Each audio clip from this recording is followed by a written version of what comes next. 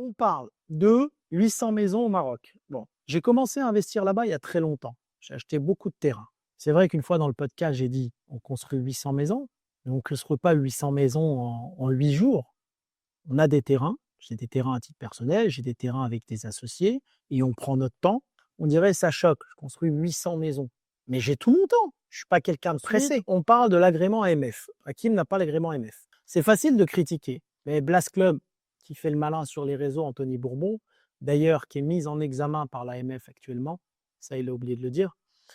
Tony Bourbon, il a créé son club en 2022, en octobre. Et il a eu l'agrément AMF en août 2023. C'est visible sur les registres. Le temps de faire la demande, c'est long. C'est ce qu'on a fait aussi. Notre club, il est récent, il est de juin 2025. Donc il y a une demande d'agrément AMF en cours.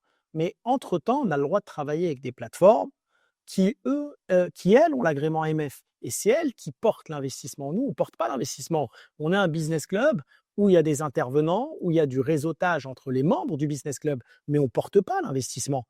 Donc, c'est une société qui s'appelle EquiSafe, qui est basée au Luxembourg, qui porte l'investissement. Qu'est-ce que c'est qu'Anthony Bourbon et qu'est-ce que c'est que Blast Club? La différence entre lui et moi, c'est quoi?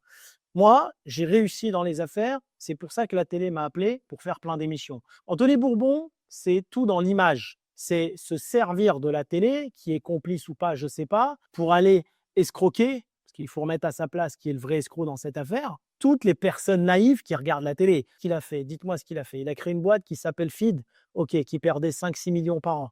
Et à la fin, quand il a voulu la vendre, il a fait une entourloupe. Il est sorti, il a fait racheter les parts des salariés. Enfin, on va tout vous mettre en description, c'est magouille sur magouille. Aujourd'hui, il est même mis en examen sur le dossier Blast. Après, qu'est-ce qu'il fait? Il se sert de têtes connues, Tony Parker, Eric Larchevêque et tout, mais il va mouiller tout le monde parce que Blast, ça va être une catastrophe. Vous allez tout perdre. C'est pas pareil. Vous allez tout perdre. C'est l'immobilier le nerf de la guerre. La start-up, c'est du vent. Ils vont tous perdre leur fric. Et ça va être une catastrophe. Alors lui, qu'est-ce qu'il fait? C'est quoi? Il prend des commissions sur ce que vous investissez. Ensuite, si vous avez le bonheur de faire un peu de bénéfices, ce qui n'arrivera jamais, d'accord, il prend des commissions aussi dessus. Et après, il a fait quoi? Il a dit aux membres, tenez, Blast, c'est rentable, c'est normal. Dans toutes ces startups, la seule qui gagne de l'argent, c'est Blast en elle-même. Tellement on douille tout le monde, parce qu'on prend des figures à droite à gauche, tout est fait par l'image.